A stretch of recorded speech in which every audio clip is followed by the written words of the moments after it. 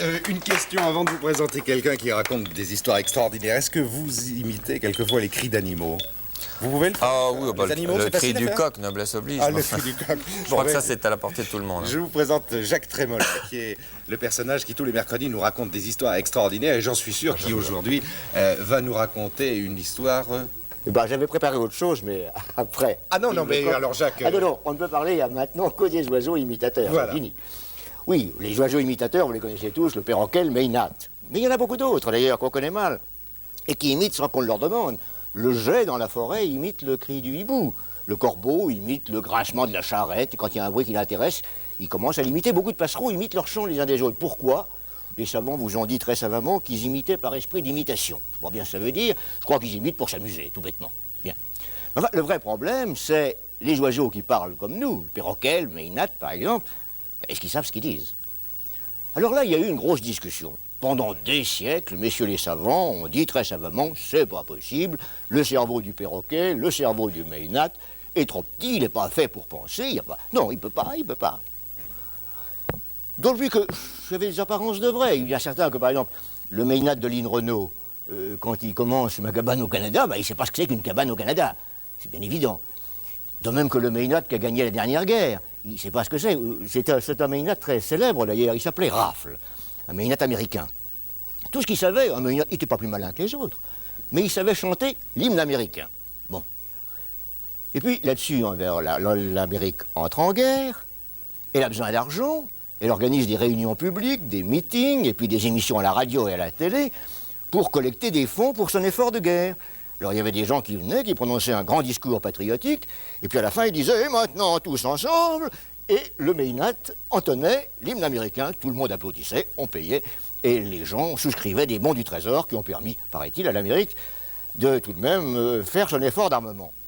Il est bien évident que ce maynat ne savait pas ce qu'il chantait. Puis là-dessus, après la guerre, les savants, les zoologues s'étaient mis à étudier les moyens de communiquer des animaux, leur façon de vivre, leur langage. Et ils avaient découvert des choses tellement extraordinaires qu'on a fini par se demander si tout de même, le perroquet, par exemple, quand il parle, c'est pas un petit peu ce qu'il dit. Et tout a commencé parce qu'un zoologue américain avait un perroquet, un chien et un jardin. Et de temps en temps, le chien allait dans le jardin. Alors le patron, le maître, disait « Dick, revenez, je vous prie », disait ça en américain. Et le perroquet écoutait ça. Et puis au bout de 5, 6, 10 fois, un jour où le patron n'était pas là, le chien va dans le jardin et le perroquet dit « Dick, revenez, je vous prie ». Le chien est rentré tout piteux.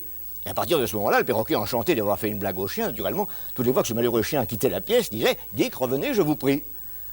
Là-dessus, son patron, qui était zoologue, a réfléchi et s'est dit « Mais bon, il sait peut-être pas ce que veut dire « revenez, s'il vous plaît », mais tout de même, il sait qu'il faut le dire. » Là-dessus, on a fait beaucoup d'expériences. Et on a fini par découvrir que le perroquet, quand il parle, ne sait pas ce qu'il dit, mais il sait qu'il faut le dire. Si vous voulez, je vais parler comme un savant. Il sait ce qu'il faut dire dans telle ou telle circonstance. Je ne sais pas exactement ce que ça veut dire, mais il sait que dans tel cas, il faut dire, quand quelqu'un arrive, il faut lui dire bonjour. J'ai connu un perroquet qui, quand on le quittait, vous disait « Je vous remercie de votre visite, votre conversation m'a beaucoup intéressé ».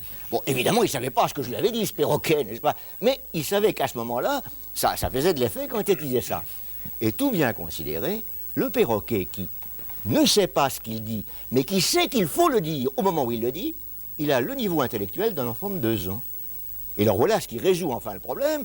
Le perroquet a le quotient intellectuel, comme nous disons, d'un gosse de 2 ans. Et au surplus, un peu de chacun de nous. Nous avons tous ce matin dit bonjour à un tas de gens.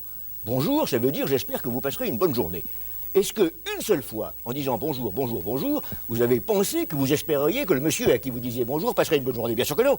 Nous avons parlé comme des perroquets. Nous ne savions pas ce que nous disions, mais nous savions qu'il fallait le dire à ce moment-là.